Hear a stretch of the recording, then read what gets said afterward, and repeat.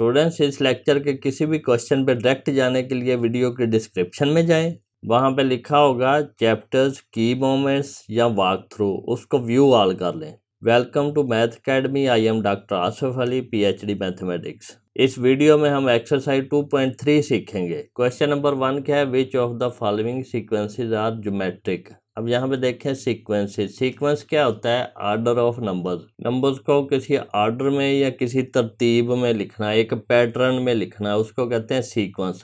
अब उसकी आगे टाइप्स होती हैं। हमने अरिथमेटिक सीक्वेंस देखा है, उसमें कोई ना कोई नंबर ऐड करके आता है। अब ये ज्योमेट्रिक सीक्वेंस है। ज्योमेट्रिक सीक्वेंस कौन सा होता है, इसमें एक कॉमन रेशो के साथ इसको मल्टीप्लाई करते हैं। If a sequence is geometric then find common ratio, और जिस नंबर से हम मल्टीप्लाई करते हैं वो कांस्टेंट नंबर होता है और कॉमन रेशो इसको कहते हैं। पहले हम ऐड करके निकाल रहे थे, उसका डिफरेंस, दो टर्म्स का डिफरेंस लेते थे। अब दो टर्म का डिवीजन लेना है, रेशो लेनी है। तो यहाँ पे देखें, अगर हमने यहाँ पे 1 को देखें तो ये 2/1 ये रेशो आएगी, या 3/2 रेशो आएगी, या 4/3 रेशो आएगी। अगर तो वो रेशो सेम है तो फिर ये ज्योमेट्रिक सीक्वेंस है, अदरवाइज नहीं है। अब यहाँ पे देखें ये रेशो सेम नहीं है, 2/1 2 आता है, 3/2 जो है ये 2 नहीं आता, 4/3 ये भी 2 नहीं आता, तो ये ज्योमेट्रिक सीक्वेंस नहीं है। अब अगर 2 को देखें तो अगर हम 100/10 करें तो 10 आता है, 1000/100 करें फिर भी 10 आता है, तो ये कॉमन रेशो सेम है, तो ये ज्योमेट्रिक सीक्वेंस है। इसी तरह यहाँ पे 4/2 कितना है, 2 है, 8/4 2 है, तो ये भी ज्योमेट्रिक है।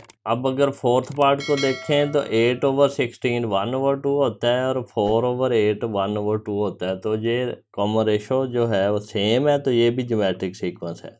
यहाँ पे इसी तरह देखें 18/6 क्या होता है 3, 24/18 क्या होता है 24/3, तो ये 8 है। तो यहाँ से ये कॉमन रेशो सेम नहीं आती, तो ये ज्योमेट्रिक सीक्वेंस नहीं होगा। इसी तरह इसमें देखें 1/1 1 है, 0/1 0 है, 1/0 डिफाइंड ही नहीं है, तो ये भी ज्योमेट्रिक सीक्वेंस नहीं है। अब ज्योमेट्रिक सीक्वेंस का फार्मूला क्या होता है, वो होता है an = a1 और r की पावर n-1, और r क्या होता है, r होता है an/an-1, यानी कि अगली टर्म में से पिछली टर्म को माइनस करना है। या फिर अगर हम इसको देखें, अगर पहली दो टर्म से ही निकालें तो ये आएगा a2/a1 रेशो। अरिथमेटिक सीक्वेंस में हम क्या करते थे, उसके लिए हमारे पास फार्मूला क्या था, वो था an = a1 + n-1 d क्या था, कॉमन डिफरेंस माइनस करके आता था, d हमारे पास आता था a2 - a1। या फिर जनरली लिखें d तो वो लिखते थे an - an-1। दो लगातार टर्म्स का डिफरेंस, यहाँ पे दो लगातार टर्म्स का रेशो लेना है। अब यहाँ पे देखें क्वेश्चन नंबर 2 क्या है, find the general term of the following geometric sequences. General term के लिए फार्मूला कौन सा है, ये वाला। तो हमने क्या फाइंड करना है, पहली टर्म फाइंड करनी है जो कि हर सीक्वेंस में गिवन है। यहाँ पे 1 है, 6 है, 15 है, 200 है, और हमने रेशो फाइंड करनी है। रेशो फाइंड कैसे करेंगे, 4/1 करेंगे पहले में, 12/6 करेंगे दूसरे में, इसमें 48/24 भी कर सकते हैं। फिर थर्ड में 45/15 करेंगे, इसमें 100/200 करेंगे। तो वो यहाँ r की जगह पे लगा देंगे तो हमारे पास जनरल टर्म आ जाएगी। क्वेश्चन नंबर 3 क्या है, find the first 4 terms of geometric sequence where the general term is given. अब जनरल टर्म गिवन है तो फर्स्ट 4 फाइंड करनी है। n की वैल्यू पहले 1 पुट करेंगे, a1 आ जाएगा, a1 फर्स्ट टर्म है। फिर n की वैल्यू 2 पुट करेंगे, जहाँ पे हमारे पास n है वहाँ पे हमने ये वैल्यूज़ लगाते जाना है। ये जनरल टर्म में n की जगह पे हम वैल्यू लगाते जाएंगे, पहले 1 फिर 2 फिर 3 फिर 4, तो फर्स्ट 4 टर्म आ जाएंगी। यहाँ पे a2 आ जाएगा n की वैल्यू 2 के लिए, n की वैल्यू 3 के लिए a3 आ जाएगा, n की वैल्यू 4 के लिए हमारे पास a4 आ जाएगा। तो ये फर्स्ट 4 टर्म्स इस तरह फाइंड हो जाएंगी। क्वेश्चन नंबर 4 क्या, find the indicated term of geometric sequence है। अब इंडिकेटेड टर्म के लिए हमारे पास है ये फार्मूला यूज़ होगा, और यहाँ पे हमारे पास है a जो है ये a1 है, ये गिवन है, r भी गिवन है, रेशो a4 फाइंड करना है। तो n की जगह पे हमने 4 लगाना है। इसी तरह फिर n की जगह पे 7, r की जगह पे 2, a1 की जगह पे 3, और ये करके हमारे पास सारे फार्मूले से आसानी से ये क्वेश्चन हो जाएगा। नेक्स्ट क्वेश्चन जो है वर्ड प्रॉब्लम वो क्या है, question number 5th, a writer wrote 120 words on the first day, 240 words on the second day and 480 words on the third day. तो ये इस तरह का बनेगा 120, 240 और 480। अब ये एक पैटर्न है, पैटर्न हमने देखना है ये ज्योमेट्रिक का है या अरिथमेटिक का है। 240 ओवर 120 करें तो ये 2 आता है, तो 2 इसकी कॉमन रेशो आएगी, तो इससे हम कोई भी टर्म फाइंड कर सकते हैं। लेकिन ये अरिथमेटिक सीक्वेंस हो तो उसमें डिफरेंस आएगा कि कुछ नंबर ऐड करके अगली टर्म आ रही हैं, इसमें कुछ नंबर मल्टीप्लाई करके आ रहा है जिसको हम कॉमन रेशो कह रहे हैं। अब आगे देखें क्वेश्चन क्या है, if the number of return words are increase in the same pattern, इसी पैटर्न से बढ़ रहे हैं, find the number of words wrote on 10th day. 10th day का मतलब क्या है, A10 फाइंड करना है, और ये कैसे आएगा, A(10 - 1) 9 होगा, और R कैसे आएगा हमारे पास 240 ओवर 120 इज इक्वल टू 0 0 से 12 2 24, तो R2 आ गया, A की वैल्यू 120 है, तो इस तरह हम कर लेंगे। 6 क्या है, the sum of interior angle of a triangle is 180, of a quadrilateral 360 और ऑफ ए पेंटागन 540। तो ये हमारे पास पैटर्न क्या बनता है, 180, 360, 540।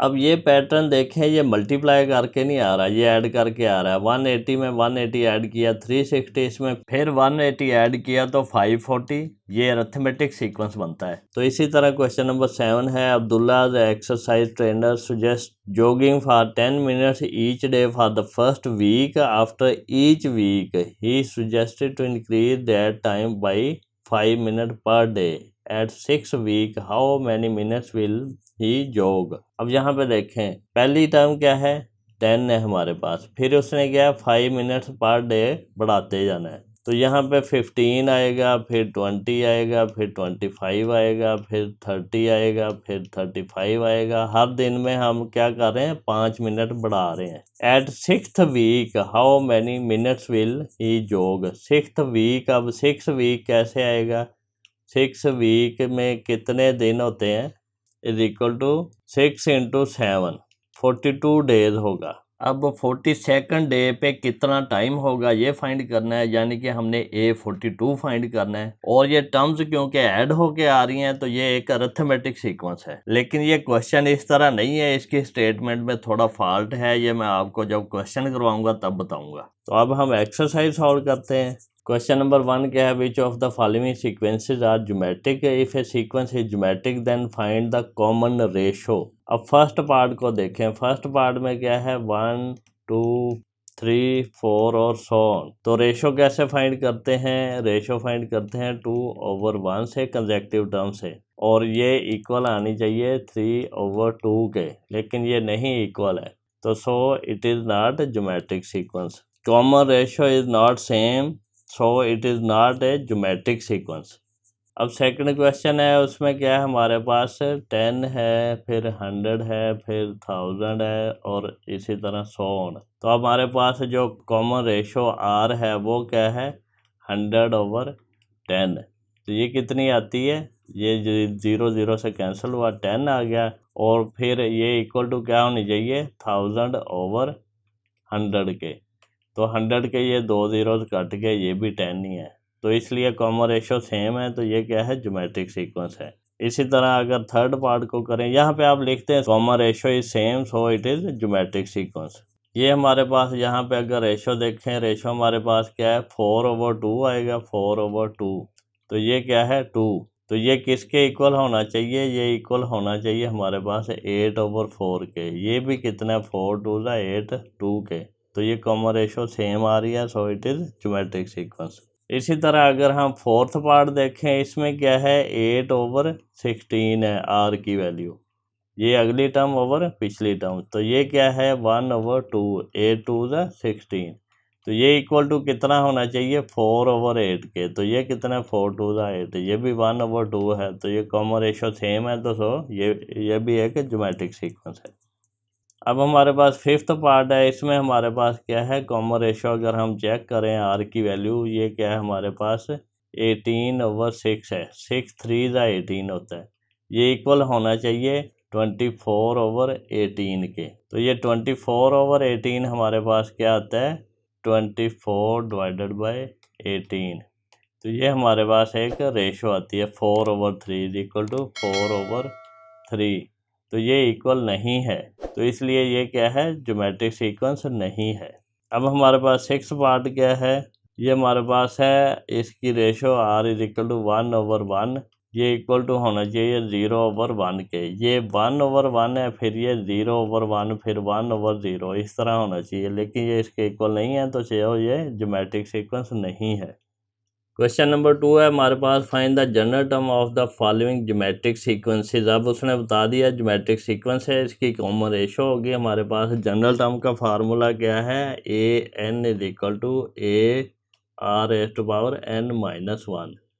तो ये हमारे पास जनरल टर्म का फार्मूला है। तो यहाँ पे हमने क्या फाइंड करना है, सिर्फ हमने r की वैल्यू फाइंड करनी है, तो इसमें पुट कर देनी है। बहुत ही सिंपल क्वेश्चन है। यहाँ पे देखें फर्स्ट पार्ट क्या है हमारे पास है 1 4 16 64 और सो ऑन। यहाँ पे हमने r फाइंड करना है। r हमारे पास कैसे आएगा, 4/1 कर लें, या फिर 16/4 कर लें, या फिर 64/16 कर लें, तो ये इक्वल टू 4 ही आता है।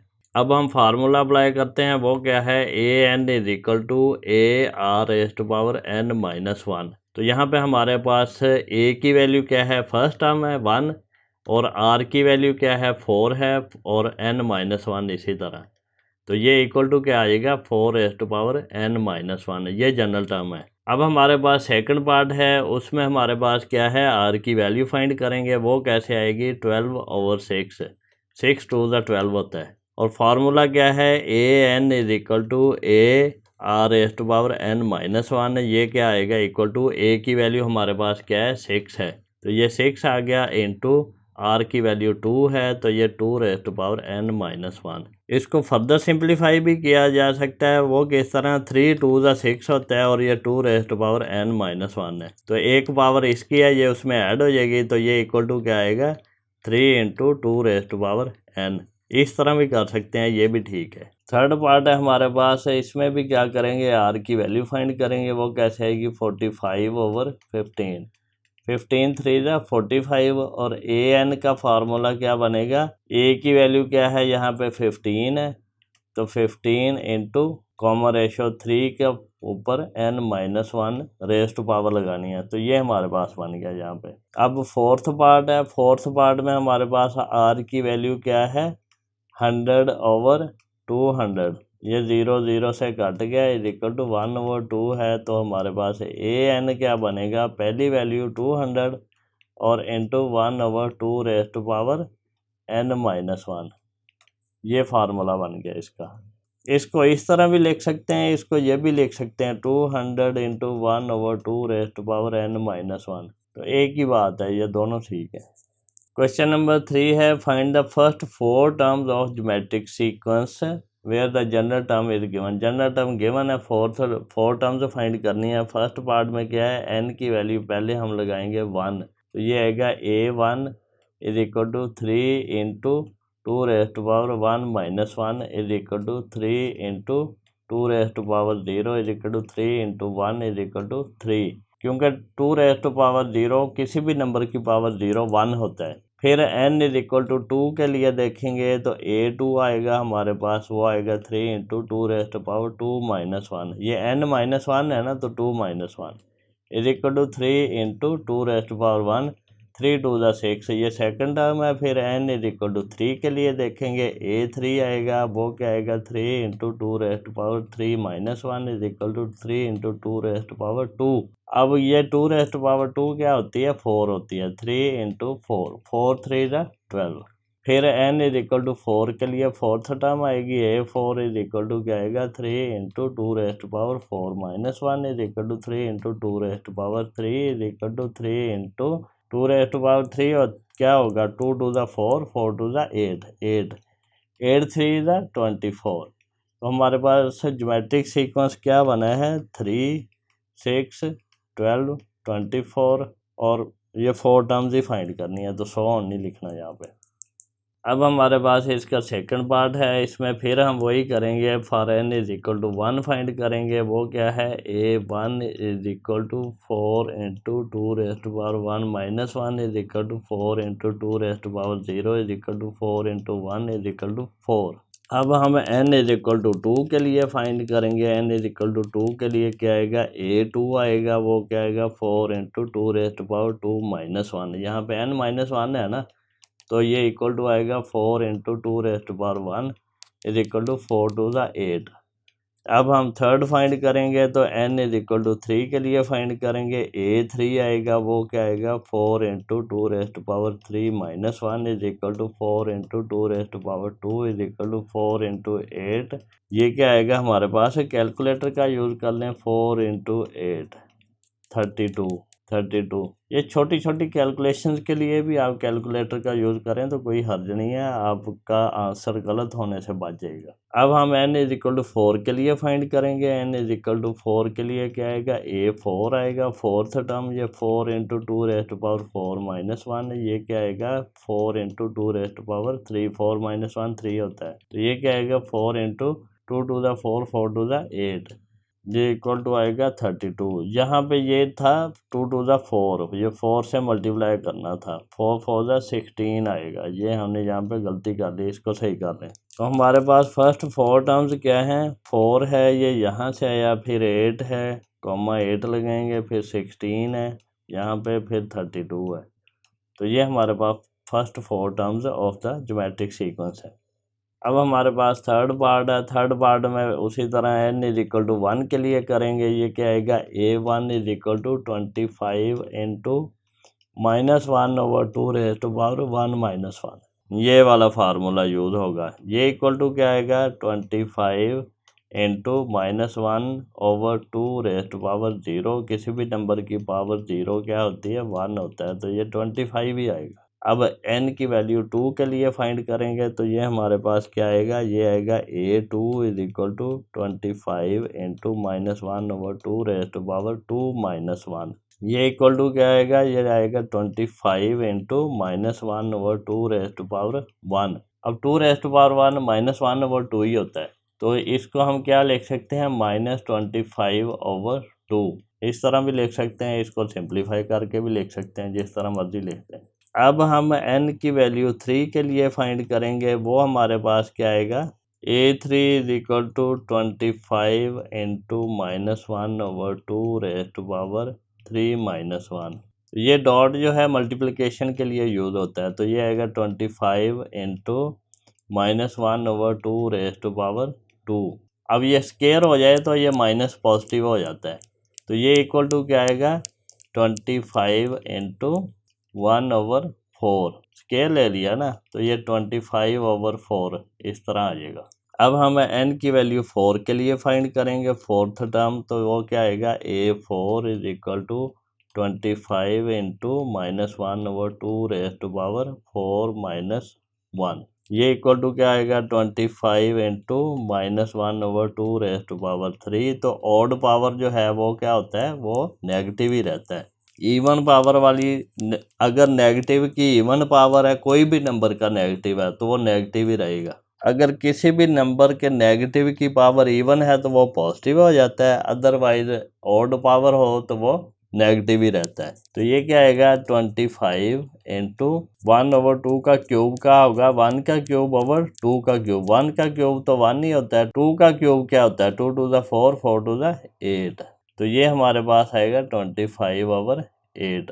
और यहाँ पे हमारे पास माइनस भी आएगा क्योंकि हमारी जो पावर है वो ऑड पावर है। तो हमारे पास सीक्वेंस क्या बना है, ये बना है 25 कॉमा माइनस 25 ओवर 2 यहाँ से आ गया, फिर कॉमा 25 ओवर 4 यहाँ से आ गया, फिर कॉमा माइनस 25 ओवर 8। तो ये हमारे पास इसकी टर्म्स आ गई हैं। अब हम इसका फोर्थ पार्ट करते हैं। उसमें क्या है, n की वैल्यू 1 के लिए फाइंड करेंगे, तो a1 आएगा हमारे पास, वो क्या आएगा 5 into 1 over 5 raise to power 1 minus 1 is equal to 5 into 1/5 की पावर 0, किसी भी नंबर की पावर 0 1 होता है तो ये 5 1 5 ही आ गया। फिर हम क्या करेंगे, n की वैल्यू 2 के लिए सेकंड टर्म फाइंड करेंगे। a2 आएगा, वो क्या आएगा 5 × 1/5 रेज़ टू पावर 2 - 1। ये n - 1 है ना, तो n की जगह पे 2 लग गया तो 2 - 1 आ गया। तो ये क्या आएगा 5 × 1/5। 2 - 1 1 होता है, तो किसी भी नंबर की पावर 1 सेम नंबर होता है, 5 5 से कट गया तो ये आ गया 1। अब हम थर्ड फाइंड करेंगे n = 3 के लिए। क्या आएगा a3 = 5 × यहाँ पे 1/5 रेज़ टू पावर 3 - 1 2 होता है, तो ये 5 × 1/5 की पावर 2। तो ये क्या आएगा 5 × अगर पावर हो तो ये ऊपर नीचे दोनों नंबर्स की पावर हो जाती है। 1 का स्क्वायर 1 ही होता है और 5 का स्क्वायर क्या होगा 25। 5 5 25। तो ये इसको कट कर दो, 5 5 25, तो ये 1/5 आ जाएगी टर्म। नेक्स्ट है हमने फोर्थ टर्म फाइंड करनी है, तो n की वैल्यू हम लेंगे 4, तो a4 आएगा। a4 कैसे आएगा 5 × 1/5 रेज़ टू पावर 4 - 1। तो ये क्या आएगा 5 × 1/5 की पावर 3। तो ये इक्वल टू क्या आया 5 × 1/5 5 25 और 25 5 125 आता है। इज इक्वल टू, अब ये 5 से डिवाइड होता है तो ये 25 आ जाएगा। या फिर यहाँ पे 5 रेज़ टू पावर 3 लिख लें, तो ऊपर 1 पावर है नीचे 2 पावर है, तो इसको माइनस कर लें तो 5 स्क्वायर आ जाए 1/5 स्क्वायर, तो वो क्या होता है 1/25। तो ये इस तरह ये आंसर आ जाएगा। हमारे पास जो सीक्वेंस की टर्म्स बनी है वो कौन सी बनी है, वो बनी है 5, ये 5 और फिर ये 1, फिर कॉमा ये 1/5, फिर ये 1/25। तो इस तरह ये फोर टर्म्स हमने फाइंड कर ली हैं ज्योमेट्रिक सीक्वेंस की। क्वेश्चन नंबर 4 क्या, find the indicated term of geometric sequence. उसका फार्मूला क्या है, an = a और r raise to power n - 1। r find करेंगे, कॉमन रेशो वो यहाँ पे दी हुई है, a भी दिया हुआ है। अब n की वैल्यू 4 रखेंगे तो ये 4 के लिए हमारे पास आ जाएगा, फिर n की वैल्यू 7 रखेंगे ये आ जाएगा, n की वैल्यू 5 रखेंगे ये आ जाएगा, फिर n की वैल्यू 10 रखेंगे तो फोर्थ पार्ट हो जाएगा। तो हम ये करते हैं। फर्स्ट पार्ट देखें आप, हमारे पास क्या है a4 फाइंड करना है। वो क्या है, a की वैल्यू हमारे पास 20 है और r की वैल्यू कितनी है 10 और इसकी पावर 4 - 1। यहाँ पे ऊपर अगर लिखना जाए तो आप फार्मूला लिख भी सकते हैं कि यहाँ पे लिखें an = a r raise to power n - 1। तो यहाँ पे हमने an की जगह पे a4 लिखा है, n की जगह पे 4 आ गया, a की जगह पे ये a की वैल्यू 20 आ गई, r की जगह पे r की वैल्यू 10 आ गई, n की जगह पे 4 आ गया। तो ये हमारा फार्मूला इस तरह सॉल्व हो जाएगा। तो ये इक्वल टू क्या आएगा हमारे पास, ये आएगा 20 × 10 रेज़ टू पावर 3। 4 - 1 3 होता है, तो ये equal to 20 × 10 raise to power 3 कितना होता है 1000। ये आप यहाँ पे कैलकुलेटर का यूज़ भी कर सकते हैं। 10 रेज़ टू पावर 3 अगर हम लिखें तो ये 1000 है, इसको मल्टीप्लाई करना है 20 के साथ, तो ये आता है 20,000। तो ये इक्वल टू क्या आएगा 20,000। अब हम सेकंड पार्ट करते हैं। बड़ी सिंपल सी क्वेश्चन है, उसमें क्या है हमारे पास हमने फाइंड करना है a7। अब a की वैल्यू 3 है, r की वैल्यू क्या है वो भी 3 है और इसकी पावर कितनी है 7 - 1। तो ये क्या आएगा 3 × 3 रेज़ टू पावर 6। तो ये इक्वल टू क्या आएगा 3 × अब 3 रेज़ टू पावर 6 क्या होता है, कैलकुलेटर का यूज़ करने बेहतर है, 729। अब इसको मल्टीप्लाई कर दें, 729 को मल्टीप्लाई कर दें 3 के साथ, तो ये क्या आता है 2187। अब थर्ड पार्ट कर लें। थर्ड पार्ट में क्या है, हमने फाइंड करना है a5। तो a5 के लिए a की वैल्यू कितनी है 512, ये वाला फार्मूला हमने यूज़ करना है सब में। तो ये फार्मूला आपको आना चाहिए, जो दो ही फार्मूले हैं, अरिथमेटिक सीक्वेंस है ज्योमेट्रिक सीक्वेंस है। तो ये 512 आ गया। r की वैल्यू हमारे पास 1/2 है और n की वैल्यू क्या है 5, तो ये 5 - 1 आ जाएगा। तो ये इक्वल टू क्या आया 512 × 1/2 रेज़ टू पावर 5 - 1 कितना होता है 4।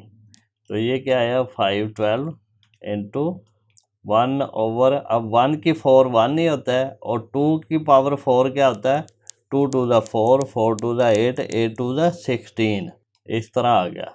अब ये क्या आएगा, ये आप कैलकुलेटर से कर लें।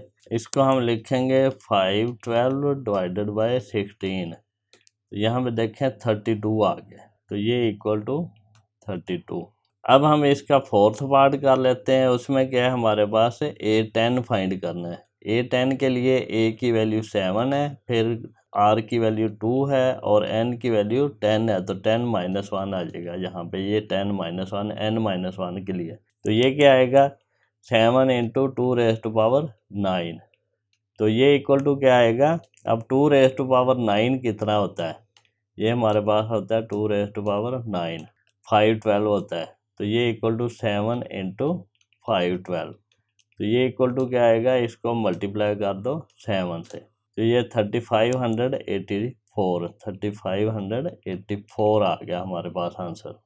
क्वेश्चन नंबर 5 बड़ा सिंपल है, सिर्फ ये रियल वर्ड प्रॉब्लम है। हमने आपको बताया है कि ये जो हमारे पास ज्योमेट्रिक सीक्वेंस है ये रियल लाइफ में कैसे काम आते हैं। A writer wrote 120 words on the first day, 240 words on the second day and 480 words on the third day। अब यहाँ पे देखें, ये हमारे पास इस तरह का बना है, 120, 240 और 480 और सो ऑन, इस तरह चलता जा रहा है। If the number of written words are increase in the same pattern, इसी पैटर्न से बढ़ रहे हैं, ये पैटर्न हम फाइंड करेंगे। Find the number of words wrote on the 10th day, 10th day कितने उसने रोड किए हैं। इस तरह के क्वेश्चन अक्सर टेस्ट में आते हैं, जो कि आपके जॉब के हवाले से भी हो सकता है, आपका इंटेलिजेंस टेस्ट हो सकता है, एडमिशन टेस्ट हो सकता है, उसमें इस तरह के क्वेश्चन आते हैं। अब देखें असल में ये क्या है, ये A1 है, और ये क्या है A2 है, ये क्या है A3 है, और सो ऑन हमने क्या फाइंड करना है, A10। अब हमारे पास क्या है, हमारे पास दो ही फार्मूले हैं। एक अर्थमेटिक है, वो AN is equal to A1 plus N minus 1 D से आता है, और दूसरा क्या है, वो है AN is equal to AR raise to power N minus 1। इसको A1 भी कह सकते हैं, इसको A भी कह सकते हैं, ये फर्स्ट टर्म ही होती है, अंडरस्टूड है। अब यहाँ पे देखें, ये हमने देखना है कि ये डिफरेंस करके आ रहा है या रेशो मल्टीप्लाई करके आ रहा है। अब यहाँ पे देखें, अगर हम 120 में ऐड करें 120, तो ये क्या आता है 240, इसमें फिर ऐड करें 120, तो ये क्या आता है 360, यानी कि इस तरह तो नहीं आएगा। अब इसकी रेशो फाइंड करें, रेशो हमारे पास क्या आती है 240 ओवर 120, तो ये क्या बनेगा, 0 0 से कट हो गया, 12 टू द 24, तो ये इक्वल टू 2 आ गया। तो अब हमारे पास जो फार्मूला बनता है वो क्या बनता है, A1 हमारे पास आना चाहिए 120 into 2 raise to power 1 minus 1, 0 हो जाता है, तो ये क्या आएगा 120 इंटू 1 इज इक्वल टू 120। अब A2 क्या आएगा, वो क्या आएगा 120 into 2 raise to power 2 minus 1, तो ये आया 120 इंटू 2, तो ये 240 बन गया। फिर इसी तरह A3 क्या आएगा, वो आएगा 120 into 2 raise to power 3 minus 1, तो ये क्या आएगा 120 इंटू 2 रेज़ टू पावर 2 4 होता है, 120 इंटू 4, तो ये क्या बना 0 4 टू द 8 और 4 1 द 4 480, तो ये इस तरह का पैटर्न बन रहा है। तो ये चीज़ें जो हैं ये वर्किंग चाहे ना भी करें, अगर आपको पता चल गया इस तरह का पैटर्न है तो आप डायरेक्ट भी कर सकते हैं। अगर अब हमने A10 फाइंड करना है, तो A10 कैसे आएगा, A10 हमारे पास आया 120 into 2 raise to power 10 minus 1 is equal to, ये फार्मूला यूज़ होगा 120 इंटू 2 रेज़ टू पावर 9, ये इक्वल टू क्या आएगा 2 रेज़ टू पावर 9 क्या होता है हमारे पास 512 होता है, तो ये बना 120 इंटू 512। तो इसको जब हमने 120 से 512 को मल्टीप्लाई किया तो ये हमारे पास बना 61,440, 61,440 ये आएगा। इतने वर्ड्स उसने लिखे हैं, आगे इसको लिखेंगे वर्ड्स। क्वेश्चन नंबर 6 है, the sum of interior angle of triangle is 180। हमारे पास फर्स्ट चीज़ क्या है 180, फिर ऑफ ए क्वाड्रिलेटरल 360 है, फिर ऑफ ए पेंटागन 540 है।